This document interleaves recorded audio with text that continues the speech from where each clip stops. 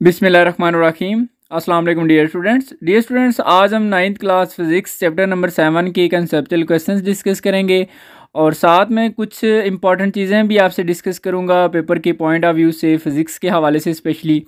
तो चलें साथ साथ वो भी मैं डिस्कस करूँगा। तो स्टार्ट करते हैं जी। हमारे पास फर्स्ट क्वेश्चन है कि a girl is walking on a carpet wearing high heel shoes, it leaves deep impression on the carpet, why. एक गर्ल है जी, लड़की है, वॉक कर रही है कारपेट के ऊपर वेयरिंग हाई हील शूज़, जैसा कि आप डायग्राम में देख सकते हैं। It leaves deep impression on the carpet, simple यानी कि अल्फाज में अगर मैं आपको बताऊं तो जब वो उसने हाई हील शूज़ पहने हुए, जैसा कि आपने डायग्राम में देखा था, तो जब वो चलती है तो वो कारपेट के ऊपर कुछ निशानात यानी कि छोड़ देती है साथ साथ उस हाई हील्स की वजह से। तो ये इसकी रीज़न क्या है, फ़िज़िक्स की ज़ुबान में आपने इसको बताना है। तो देखें जी, मैं आपको सिंपल सा क्लियर कर देता हूँ, उसका टू द पॉइंट आंसर क्या है कि ड्यू टू स्मॉल एरिया। देखें जो हील है ना, अब वो क्योंकि आप जैसा कि आपने डायग्राम में देखा था कि हाई हील शूज़ हैं, काफ़ी लंबी यानी कि वो एडीसी है और नोकदार है। अब उसका जो एरिया है वो नीचे से बहुत कम होता है ड्यू टू स्मॉल एरिया होने की वजह से high heel shoes exert great amount of pressure. तो चूँकि एरिया कम है तो प्रेशर ज़्यादा होगा एंड दस लीव्स अ डीप इम्प्रेशन। जब किसी चीज़ के ऊपर प्रेशर ज़्यादा पड़ता है तो वो फिर डीप इम्प्रेशन जो है वो पड़ेगा ऑन द कारपेट के ऊपर। तो देखें जी, मैं आपको मज़ीद गाइड करता हूँ। जैसा कि आपने स्टडी किया होगा कि प्रेशर का फार्मूला है जी, P is equal to F over A, और यहाँ से अगर हम देखें प्रेशर और एरिया का रिलेशन इन्वर्स बन रहा है, ठीक है। तो यहाँ पर हमने ये देखा कि जो हाई हील्स शूज़ हैं, क्योंकि वो नोकदार हैं, उनका एरिया जो है वो बहुत ज़्यादा कम है। अब एरिया देखें अगर कम होगा तो प्रेशर जो है वो ज़्यादा होगा, क्योंकि इन्वर्स रिलेशन है, एक चीज़ कम हो जाए तो दूसरी चीज़ क्या हो जाती है, ज़्यादा हो जाती है। तो यहाँ पर हम ये कह सकते हैं कि pressure is inversely proportional to area. अच्छा, इसका क्या मतलब है जी कि जब इन्वर्स चीज़ें हों दो तो आपस में क्या होता है कि इफ़ एरिया इज़ लेस, अगर यहाँ पर एरिया कम होगा देन प्रेशर इज़ मोर, तो प्रेशर ज़्यादा होगा।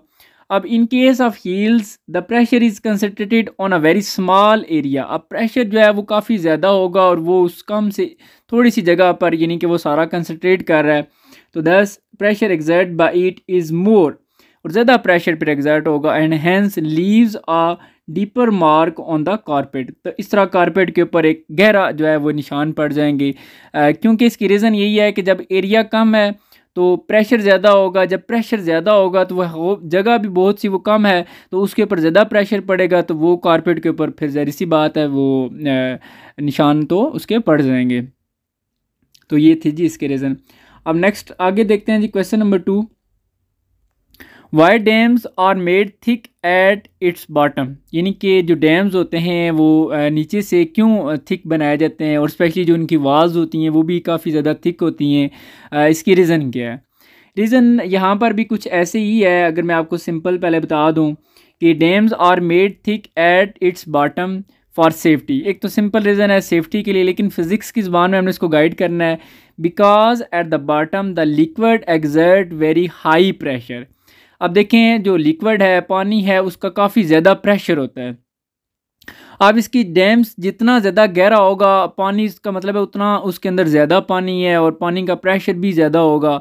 जब प्रेशर ज़्यादा होगा तो फिर उसका जो है ना वो टूटने से उसके जो है वो चांसेस बढ़ जाते हैं। सो हम कोशिश करते हैं कि उसको थिक बना दें ताकि वो ज़्यादा हाई प्रेशर को कवर कर सकें। देखें जी, अब हमारे पास प्रेशर एग्जर्टेड बाय लिक्विड, जब स्पेशली लिक्विड एक प्रेशर एग्जर्ट कर रहा हो तो हमारे पास एक फार्मूला है कि जी P is equal to rho G H. और यहाँ से अगर हम प्रेशर का और हाइट का, हाइट मीन यहाँ पर डेप्थ, यहाँ पर जो हाइट है वो डेप्थ वाली है, ठीक है। प्रेशर का और हाइट का जो रिलेशन बन रहा है वो डायरेक्ट रिलेशन है, ठीक है। अब डायरेक्ट रिलेशन से मुराद है कि हाइट यानी कि डेप्थ जितनी ज़्यादा होगी उतना ही ज़्यादा प्रेशर होगा। एट्स मीन यानी कि डैम की जैसे इसकी डेप्थ उसकी ज़्यादा होगी तो उसके ऊपर पानी का प्रेशर भी ज़्यादा हो जाएगा। जब प्रेशर ज़्यादा होगा तो उसका अगर बॉटम आप ज़्यादा यानी कि थिक नहीं बनाएंगे, ज़्यादा हैवी या स्ट्रॉन्ग नहीं बनाएंगे ना, तो फिर उसके नीचे से टूट जाने के चांसेस ज़्यादा होंगे। या साइड्स वाल जो है वो भी अगर थिक नहीं है तो फिर भी उसके टूटने के चांसेस होंगे। सो ये रीज़न है कि उसको थिक बनाया जाता है। Since pressure in liquid is directly proportional to the height of the liquid। तो डेप्थ ऑफ द डैम, देखें, pressure is in liquid is directly proportional to height. Pressure का हाइट के साथ डायरेक्ट रिलेशन। यहाँ पर हाइट से मुराद depth of the dam. ठीक हो गया। दस एज द डेप्थ इंक्रीज, जैसे से उसकी डेप्थ इंक्रीज होगी, more and more pressure is exerted by water on the walls of the dam. क्योंकि हाइट ज़्यादा यानी कि डेप्थ ज़्यादा तो प्रेशर भी ज़्यादा हो जाएगा। तो इस तरह फिर आ थिकर वाल, जो थिक वाल होती है, can with stand greater pressure. With stand mean यानी कि वो मुकाबला कर सकती है उसको। थिकर वाल क्या करती है? थिकर वाल कैन विद स्टैंड यानी कि वो मुकाबला कर लेती है एक किस्म का ग्रेटर प्रेशर, उस हाई प्रेशर का। Therefore dams are made thick at its bottom, इसलिए उनको थिक बनाया जाता है ताकि वो ज़्यादा प्रेशर को होल्ड कर सकें। अच्छा जी, अब नेक्स्ट हमारे पास क्वेश्चन है next 3। How does a sharp knife cut vegetables easily. अब शार्प नाइफ जो होती है, जो जिसको आप कहते हैं कि बहुत तेज़ है, जो अब बहुत तेज़ ज़्यादा यानी जो होती है वो जल्दी वेजिटेबल्स को, एप्पल्स यानी कि सब्जियां और फल्स वगैरह को जल्दी जो है वो कट कर लेती है। ठीक है। तो अब इसकी रीज़न क्या है? रीज़न यही है कि देखें, जब वो शार्प है यानी कि बहुत ज़्यादा तेज़ है, तो इसका फ़िज़िक्स की ज़ुबान में यही होता है कि वो उसका एरिया बहुत ज़्यादा, जब वो बिल्कुल तेज़ होगी ना तो उसका एरिया बहुत कम हो जाता है। ठीक है। एरिया कम होने की वजह से तो अब उसका यानी कि उसके ऊपर एरिया कम है तो प्रेशर ज़्यादा यानी कि वो होगा, हल्की सी फोर्स लगाने से भी इतना ज़्यादा वो प्रेशर बन जाता है कि वो फ़ौरन ईजीली उसको कट कर लेता है। देखें, since the area of cutting edge of sharp knife is very small, क्योंकि वो बहुत स्मॉल, अब तेज़ होने से कैसे तेज़ होता है? जब उसको बिल्कुल बारीक सा कर देते हैं। ठीक है।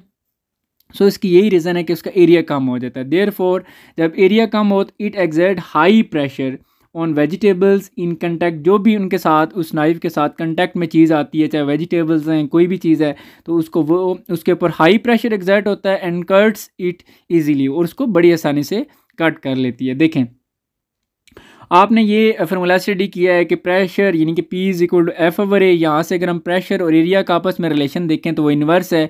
यहाँ पर देखें, जो शार्प नाइफ होती है उसका एरिया बहुत ही कम होता है। अब एरिया कम होने की वजह से प्रेशर बढ़ जाता है। अब बल्कि किसी आप फोर्स लगाएंगे तो वो इतना ज़्यादा प्रेशर एक्सर्ट करती है कि यानी कि थोड़ी सी फोर्स भी, हल्का सा यूँ किसी भी एप्पल लेट्स सपोज है, उसको हल्का सा यूँ टच करेंगे तो फिर भी वो उसको कट कर देगी, क्योंकि हल्की सी फोर्स भी लगाने से जो है ना प्रेशर क्योंकि कितना ज़्यादा होता है तो वो इसको ईजिली कट करती है।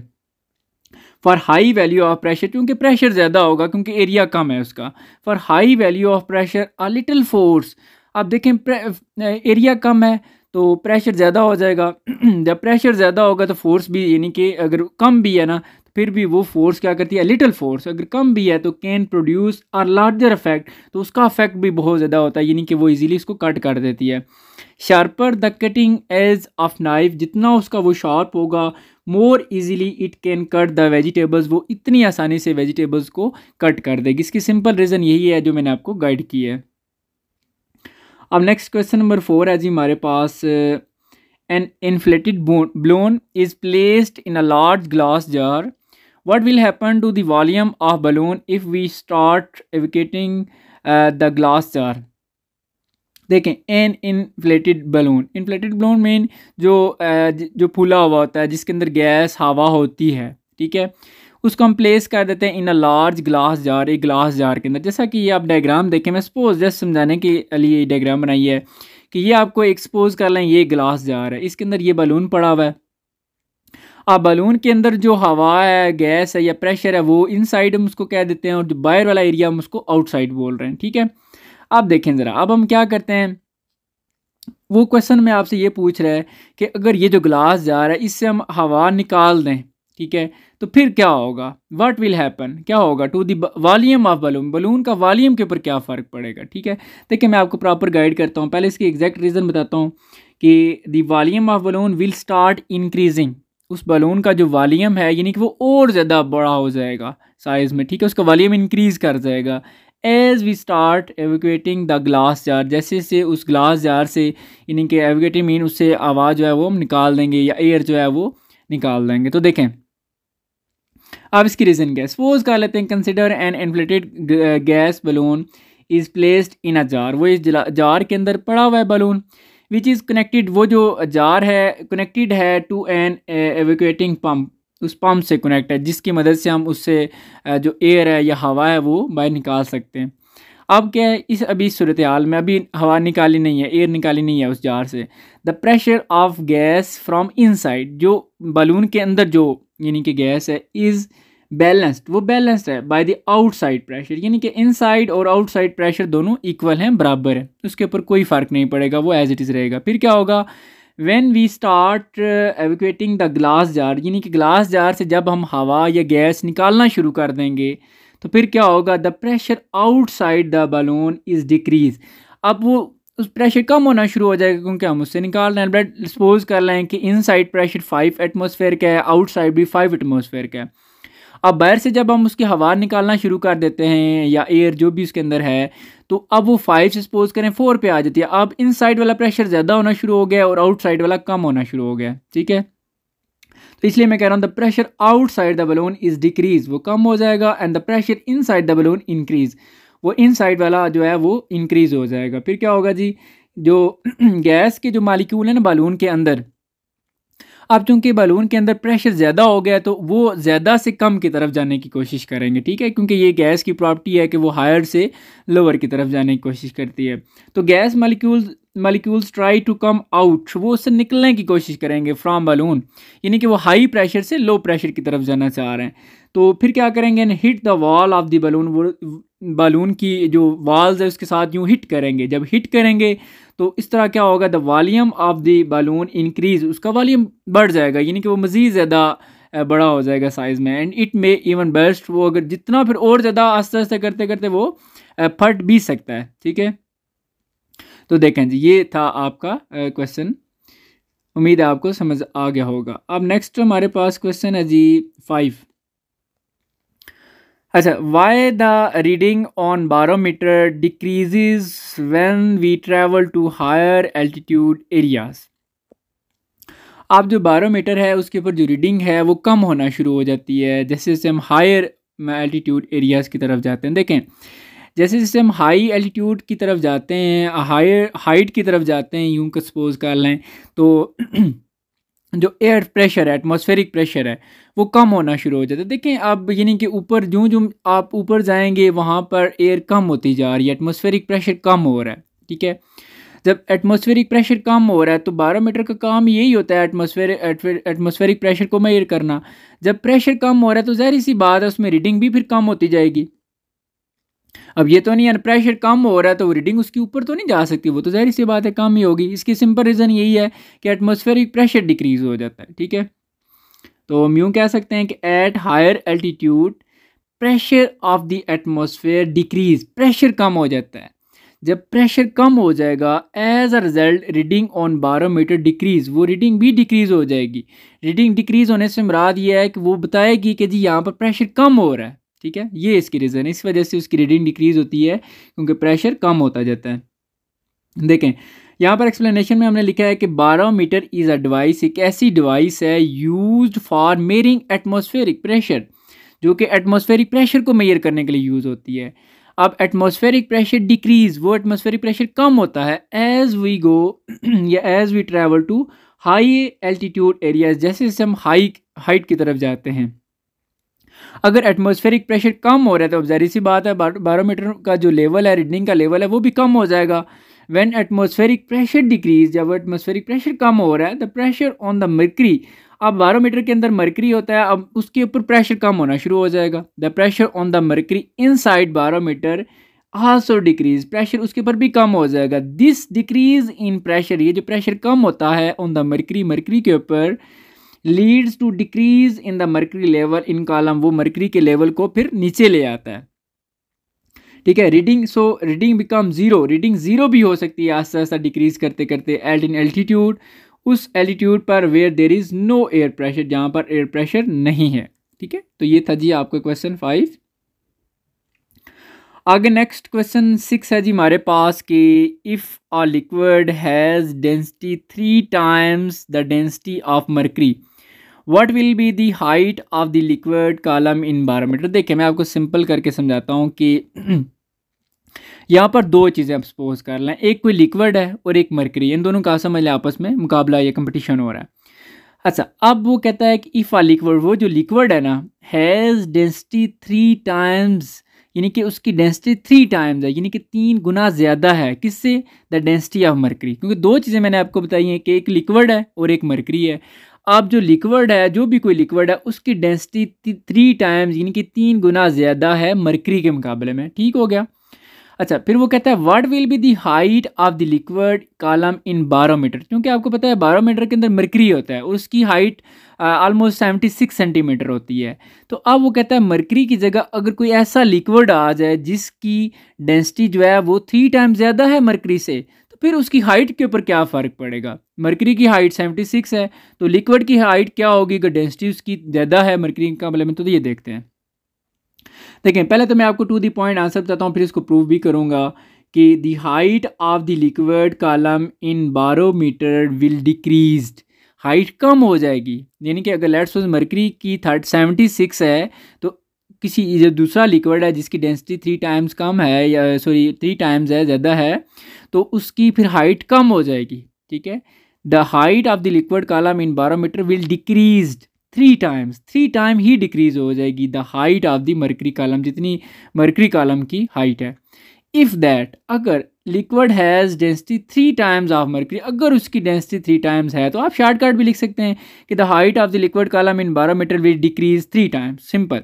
आगे एक्सप्लेनेशन स्टार्ट करते हैं। मैं क्योंकि एक ऐसा आंसर आपको प्रोवाइड करता हूँ जो कि हर स्टूडेंट्स के लिए हो, जो कि लो लेवल से लेकर हाई लेवल के स्टूडेंट्स हैं, हर स्टूडेंट्स की ये ऐसा आंसर है जो कि हर स्टूडेंट्स इसको अंडरस्टैंड कर सकते हैं, उसको राइट कर सकते हैं। और ये ऐसा आंसर है, मैं आपको बोर्ड के पेपर के पॉइंट ऑफ व्यू से भी बताऊं तो ये इसके मार्क्स आपके किसी सूरत कैंसिल नहीं होंगे, कंप्लीट आंसर है, इसमें कोई चीज़ मिस नहीं होती। ठीक है, और जो स्टूडेंट्स जस्ट याद करते हैं क्वेश्चंस को, वो मैं कह रहा हूँ कि उनके लिए पेपर बहुत ज़्यादा मुश्किल हो जाएगा। जो बोर्ड का पेपर होगा एसएलओएस बेस, उनके लिए बहुत ज़्यादा मुश्किल हो जाएगा। देखें, आप अपना टाइम क्यों ज़ाया करते हैं, आप इतनी एफर्ट्स करते रहते हैं, लिखते हैं, देखते हैं, तो बच्चे क्यों ना आप ये जो 30-35 मिनट आप अच्छे से लगाएं और इसको अच्छे से अंडरस्टैंड कर लें, आपके लिए आपकी टेंशन ख़त्म हो जाएगी। आप अंडरस्टैंड नहीं करते, जस्ट लिखने में पता नहीं है क्या करते हैं। सो बच्चों कोशिश करें कि चीज़ों को अंडरस्टैंड करें। फिर मैं गारंटी से कह रहा हूँ आपके लिए जो बोर्ड का पेपर है वो 100% यानी कि आप उसको अटैम्प्ट कर लेंगे, बिल्कुल भी मुश्किल नहीं होगा आपके लिए। तो देखें जी, अब मैंने कहा जी कि 3 टाइम्स उसकी जो हाइट है वो डिक्रीज़ हो जाएगी। कैसे जी, देखें, ये हमारे पास एक एटमॉस्फेरिक प्रेशर को मेजर करने के लिए एक फार्मूला है कि pressure is equal to rho G H, यानी कि डेंसिटी और जी एच। देखिए, फॉर मरकरी के लिए सपोज कर लेते हैं कि ये इस फार्मूले को हम 1 कर लेते हैं, यानी कि P1 और रो जी H1, यानी कि हाइट को हम सपोज कर लेते हैं कि जी मरकरी की H1 है और उसमें प्रेशर जो है वो P1 हो गया। अब now the mercury is replaced, अब मरकरी को चेंज कर देते हैं, रिप्लेस कर देते हैं बाय लिक्विड, उस लिक्विड से whose density is 3 times the density of mercury, जिसकी डेंसिटी 3 गुना ज़्यादा है मरकरी के मुकाबले में। तो अब देखें, मैंने इसी फार्मूले में क्या किया, P2 कर दिया। अब डेंसिटी को देखें, मैंने 3 रो कर दिया, 3 टाइम कर दिया, यानी कि आगे G और हाइट को भी मैंने H2 कर दिया। अब देखें, अब चूंकि no as atmospheric pressure in both the cases same, atmospheric pressure same रहेगा, जैसे कि यानी कि फिर हम कह सकते हैं P1 इक्वल है P2 के। तो अगर P1 इक्वल है P2 के, तो यानी कि लेफ्ट साइड आपस में इक्वल है, तो राइट साइड भी इक्वल्स होंगी। ये जैसे मैंने कर दिया 3 rho GH2 is equal to rho GH1। अब देखें, हमें यहाँ पर हाइट एक्चुअली हमने फाइंड करनी है H2 की, क्योंकि क्वेश्चन में उसने कहा था what will be the height of the liquid column in barometer. तो लिक्विड की हाइट को हम H2 से रिप्रेजेंट कर रहे हैं। ठीक है, तो हमें H2 चाहिए, तो H2 के साथ ये जो 3 रो G है ये दूसरी तरफ जाके क्या हो जाएगा, डिवाइड हो जाएगा। और यहाँ से देखें रो कैंसिल हो जाएगा, G और G भी कैंसिल हो जाएगा, यहाँ पर रह जाएगा H1/3।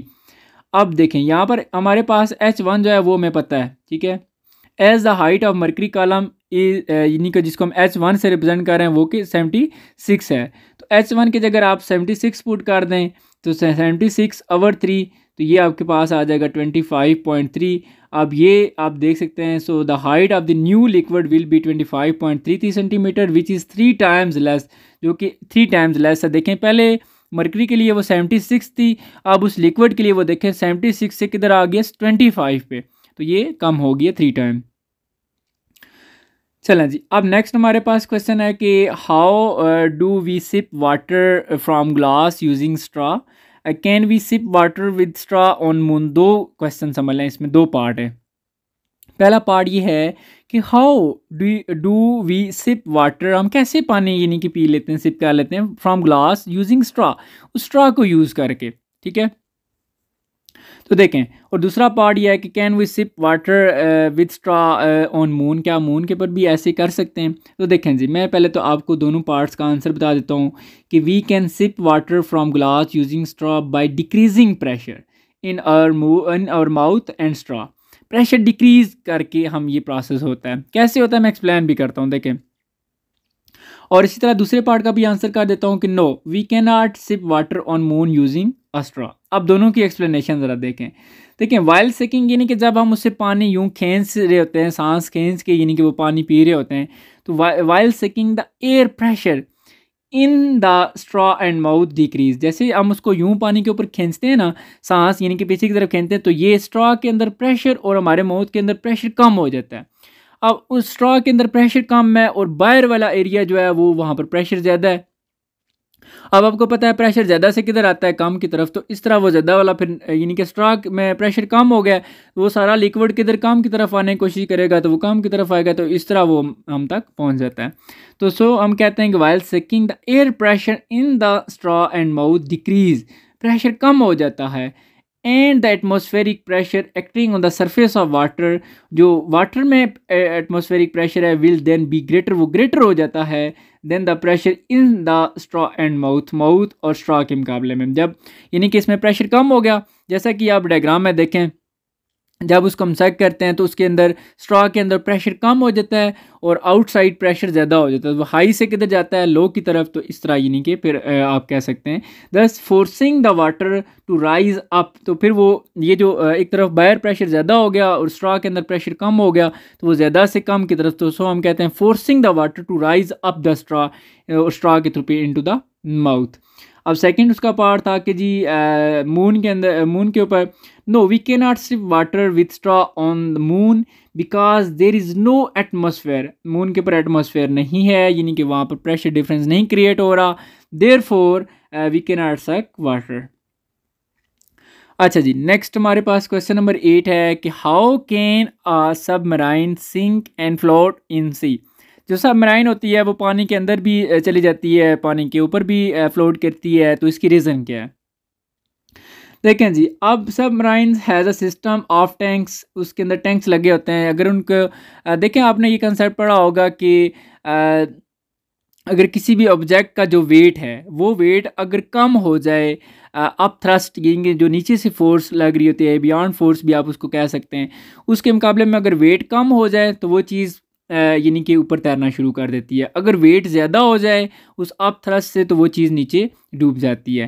तो ये यहाँ पर भी यही रीज़न है कि जो सबमराइन है उसके अंदर टैंक्स लगे होते हैं और उनके अंदर अगर हम पानी भर दें तो वो उनका वेट ज़्यादा हो जाता है उस अप थ्रस्ट से, तो वो पानी के अंदर चली जाती है। अगर हम जब चाहें कि जी आप इसको ऊपर लेके आना है, तो वो टैंक्स खाली कर दें, तो आप टैंक्स जो है उनके साथ बड़े बड़े पंप्स लगे होते हैं जो उनको पानी खाली करने के लिए उसके, तो जब उनसे पानी निकाल देते हैं तो फिर उनका वेट कम हो जाता है। जब वेट कम होता है और आप थ्रस्ट ज़्यादा हो जाती है, तो वो पानी की सतह पे यानी कि फ्लोट्स करना शुरू कर देती है। तो ये इसका सिंपल आंसर है। देखिए, submarine has a system of tanks which can be filled, जिनको हम फिल्ड कर सकते हैं विद एंड एम्प्टाइड, एम्प्टाइड का मतलब यानी कि एम्प्टी से खाली भी कर सकते हैं फ्रॉम सी वाटर, ठीक है।